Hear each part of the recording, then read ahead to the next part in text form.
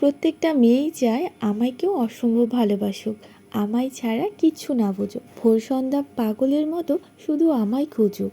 হয়তো এটা শুধু আমার একার ইচ্ছে নয়, আমাদের সব মেয়েদেরই মনের গোপন একটা ইচ্ছে। স্পেশাল দিনগুলোতে ছোট ছোট সারপ্রাইজ দেওয়া, হঠাৎ করে কোথাও ঘুরতে নিয়ে যাওয়া, আবার কারোর প্রায়োরিটি লিস্টে প্রথমে থাকা, কারো ভালোবাসায় নিজেকে বিশেষ মনে হওয়া। একটা বয়সে এসে আমরা সবাই চাই কে একজন থাকুক না পাশে, যে হাতটা শক্ত করে ধরে বলবে তুমি শুধুমাত্রই আমার। মেয়েদেরকে খুশি করানোর জন্য কিন্তু অনেক বেশি কিছুর প্রয়োজন পড়ে না, কিন্তু আমরা জানি না যে কিভাবে প্রিয় মানুষটাকে খুব সহজে খুশি করানো যায়।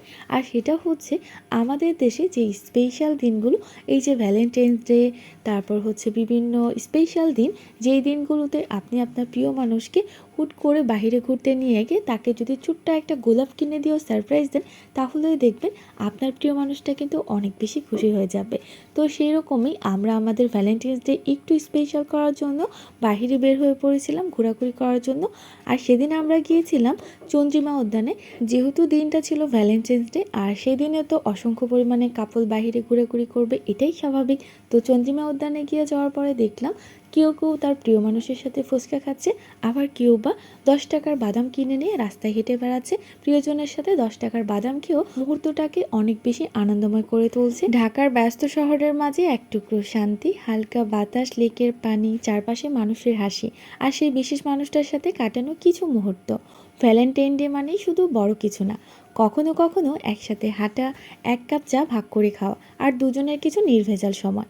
এই ছোট ছোট মুহূর্তগুলোই হয়ে যায় সবচেয়ে বড় স্মৃতি। এই সিম্পল দিনটিকে একটু বেশি স্পেশাল করে তোলার জন্য কিন্তু অসংখ্য পরিমাণে কাপলসরা চলে এসেছে।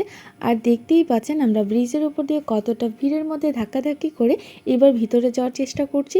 ভিতরে যাওয়ার পরও দেখলাম সেখানে অসংখ্য পরিমাণে মানুষের ভিড়।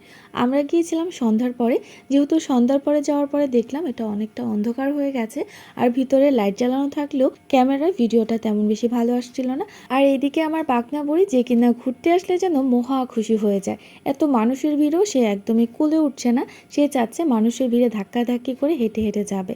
তো যাই হোক, সবশেষে আমরা চলে আসলাম চন্দ্রিমা উদ্যান বা জিয়া উদ্যান, যেটাই বলেন না কেন, সেটার ভিতরে আসার পরে দেখলাম এখানে অসংখ্য পরিমাণে মানুষের ভিড়। আর এখানে এত মানুষের ভিড় হওয়ার কারণ হচ্ছে ভেতরটা অনেক সুন্দর করে লাইটিং করা আছে, আর কবরগুলো ফুল দিয়ে সাজানো, যেখানে ছবি তুলতে গেলে ছবিটা খুব সুন্দর আসে, এই জন্যই হয়তো বা এখানে অনেক বেশি ভিড় জমে আছে।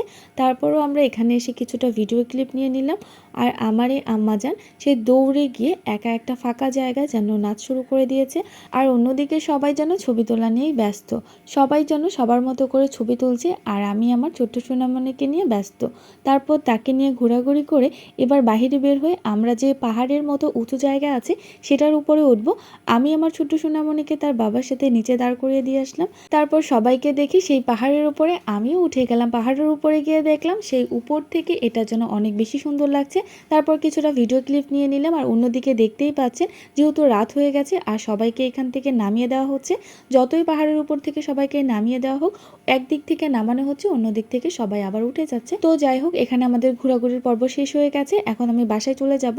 বাসায় যাওয়ার সময় দেখলাম এর ভিতরে খুবই মজাদার একটা ভর্তা, যেটা আমার খুব পছন্দের, তাই আমিও একটা নিয়ে নিলাম। এটার দাম ছিল মাত্র 20 টাকা। তারপর আমরা চলে আসলাম একদম ডিরেক্ট আমাদের মিরপুর 1-এ। সেখানে এসে মিরপুর নিউ মার্কেটের অপোজিট পাশে একটা প্রিন্সের মিষ্টির দোকান আছে, যেখানে পিৎজা, বার্গার, মিষ্টি ও দই, অনেক কিছু কেক বিক্রি করা হয়। প্রিন্সের সেই বার্গারটা কিন্তু আমার অনেক বেশি পছন্দের, তো ভাবলাম বাইরে উল্টাপাল্টা কিছু না খেয়ে প্রিন্সের মিষ্টির দোকানে গিয়ে একটা বার্গার খেয়ে নিব। আর সেই বার্গার খেতে গিয়ে দেখলাম সেখানেও এত বেশি ভিড় যে বসার জন্য কোনো ধরনের কোনো জায়গা খুঁজে পাচ্ছিলাম না। বহু কষ্টে একটা সিট ম্যানেজ করি, তার কিছুক্ষণ পরে আরেকটা সিট খালি হয়ে যায়। এখানে আমি আমার জন্য নিয়েছিলাম বার্গার, আর আমার হাজব্যান্ড নিয়েছিল পিৎজা। তো যাই হোক, দুজনে মিলে পিৎজা বার্গারটা খেয়ে নিলাম, আর আমার ছোট্ট সোনামণিকেও তার বাবা তাকে খাইয়ে দিচ্ছে। তো সবশেষে আমাদের খাওয়া দাওয়া শেষ হয়ে গেলে এবার আমরা বাসায় চলে যাব। তাহলে আজকের ব্লগটি এই পর্যন্ত।